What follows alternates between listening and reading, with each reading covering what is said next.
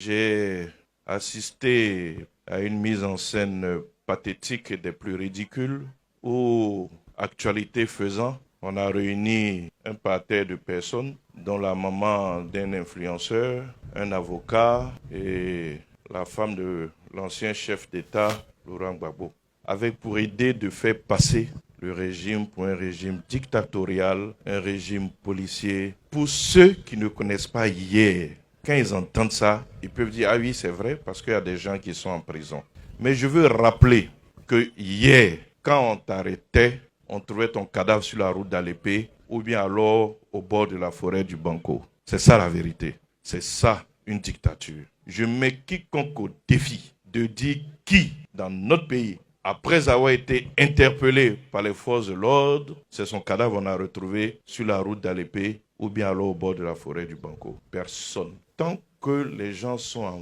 vie, on peut tout corriger. Tu fais la prison, un jour tu sors. Croyez que les parents de Guy Robert n'auraient pas aimé qu'il soit en prison, abattu comme un animal au bord de la route. C'était tout près de nous. Général, ancien chef d'État. Aucun respect pour la vie humaine. Je peux citer le frère de Dakouri. Je peux citer H. Kamara, T. Émile, Jean-Marc Badolo, Suleiman Koulibaly Babou, le secrétaire du président, le capitaine Dosso Aboubakari, son aide de camp, capitaine Fabien Koulibaly, aide de camp du général Gueye.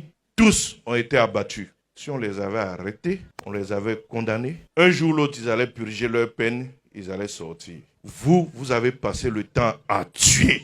Aujourd'hui, on vous arrête, on vous trouve à la Maca. Oui, c'est un régime dictatorial. Eux, ils savent c'est quoi la dictature. Parce que c'est ce qu'ils nous ont fait vivre. On ne pouvait même pas se réunir. Eux, ils se réunissent tous les jours. Il y a une nuit, ils étaient ici en réunion au siège. Quelqu'un du quartier a appelé la police. Ils sont venus les ramasser tous pour les envoyer au commissariat de Huyansville, qu'ils sont en train de préparer un coup d'État autour d'une tasse de thé. Thé d'Arakouna, que vous préparez un coup d'État.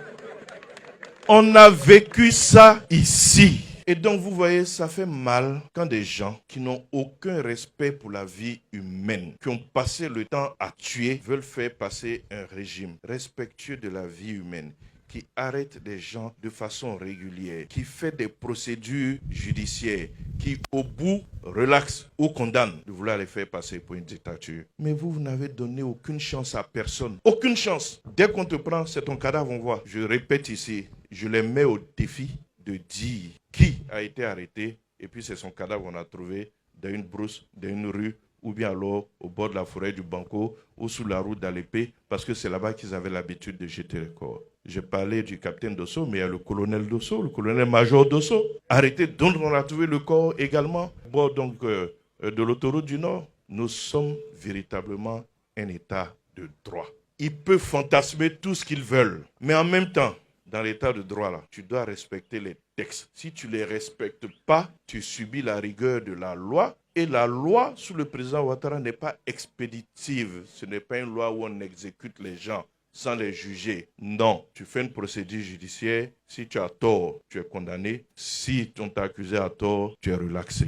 C'est cela l'état de droit. Donc je le dis en même temps, tous ceux qui seront en travers de la loi vont subir la rigueur de la loi. Il faut que ce soit clair.